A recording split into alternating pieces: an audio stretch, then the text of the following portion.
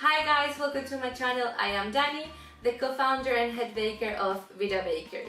Vida Bakery is a 100% vegan bakery shop in London, and we do all kinds of delicious treats, from brownies to cookies to cakes to cupcakes, like anything you can think about that is sweet and delicious.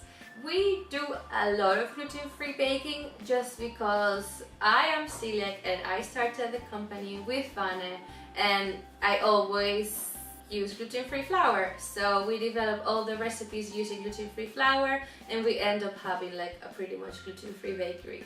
Most people don't even know our cakes are gluten-free because they are beautiful and moist and light, and you cannot really tell the difference from a regular wheat-based cake. So I'm gonna talk about a little bit of what gluten-free is and why it's so important to be careful about it. So in case you don't know, gluten is a protein that can be found in wheat, and wheat is a cereal. Some people are really allergic to it, some people react really badly to it, some people are intolerant to it. So you do have to be careful when you are baking a cake that is gluten-free for a reason. So you do have to have some things in mind.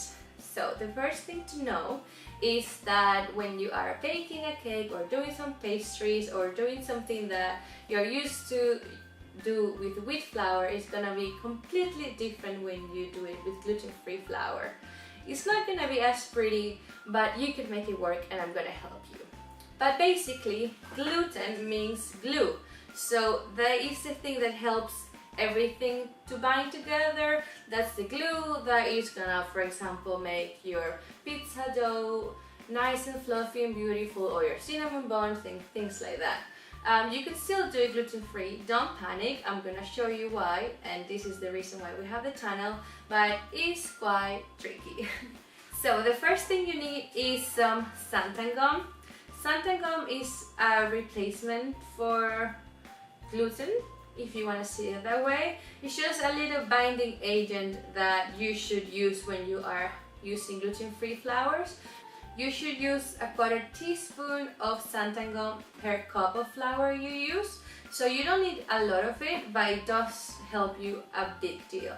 If you're in the UK, we really recommend this brand of flour, Those Farm. Is the best one in our opinion. It's light and it's fluffy and it's very flexible. It helps us do anything we want, really. So this one is corn, rice and potato based, and it's just wonderful. Most people that have a gluten intolerant or allergic to gluten, if you're celiac, they are fine with these ingredients, so you should be fine to go with them.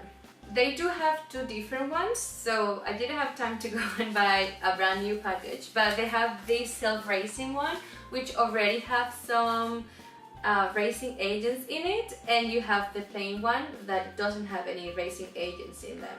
I recommend getting the plain one just so you can add yourself the raising agents and follow a recipe you want, and that's it really. If you have a favorite recipe of yours, it should be really easy to swap it to gluten-free flour, as long as you add your xanthan gum.